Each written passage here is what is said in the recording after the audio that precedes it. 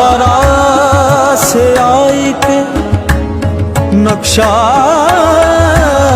बदल गया, सारा जहान नूर के सांचे में डल गया।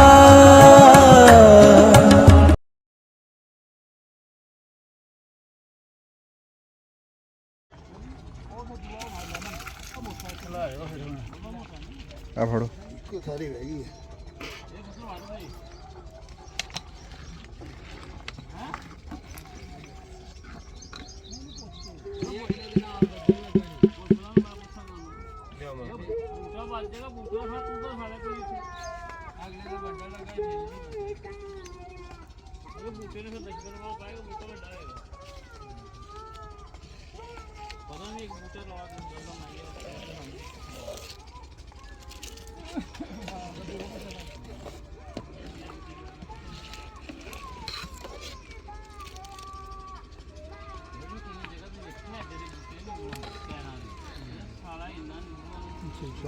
हाँ जी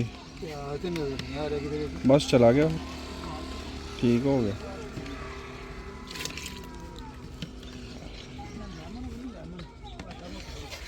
चलो देख लो ते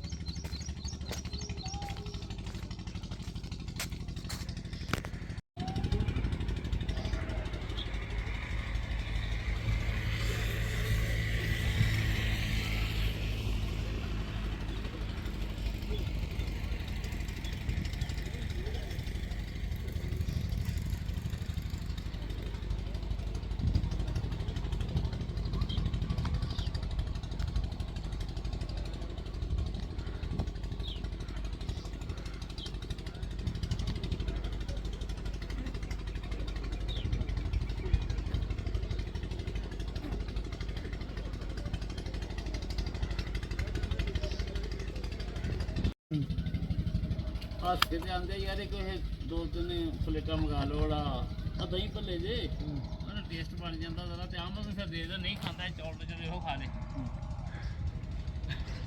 ਉਹਨੇ ਨਹੀਂ ਕਹਾ ਕੀ ਉਹ ਲੈ ਕੇ ਬੰਦਾ ਆਇਆ ਤੇ ਆਮ ਨੇ ਸਾਰਾ ਡੋਂਗਾ ਵਿੱਚ ਆਪਣੇ ਪਾ ਲਿਆ, ਡੋਂਗਾ ਅੱਗੇ ਰੱਖ ਲਿਆ। ਮੈਂ ਕਿਹਾ ਯਾਰ ਚੌਲਾਂ ਦੇ ਬਾਹਰ ਖਾਣੀ ਹੈ ਜਾਣਦੇ ਇਸ ਗੱਲ ਨੂੰ। ਉਹ ਅੱਲਾ ਦੀ ਰਹਿਮਤ ਹੋਈ ਵੀ ਉਹ ਤਕਸੀਮ ਕਰਨ ਲੱਗ ਪਏ, ਆਪ ਹੀ ਤਕਸੀਮ ਵਾਲੇ ਬਣ ਜਾਂਦੇ ਵੀ ਲਾਗੇ ਬਰਾਤ ਰੱਖ ਲੈਣੀ।